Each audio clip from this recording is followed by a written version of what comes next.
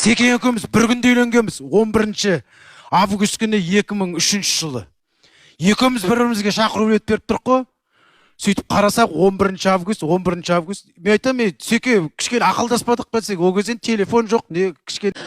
Менің өмірде күліп, жарқырап жүргенімнің барлығы ол ішіндегі дүниемен толықтай сай деп айтпаймын. Қазір кез келген сұраққа жауап бере аламын, кез келген нәрсені қабылдадым. Солай өмір сүрген жеңілдік екеніне енді ғана көзім жетті.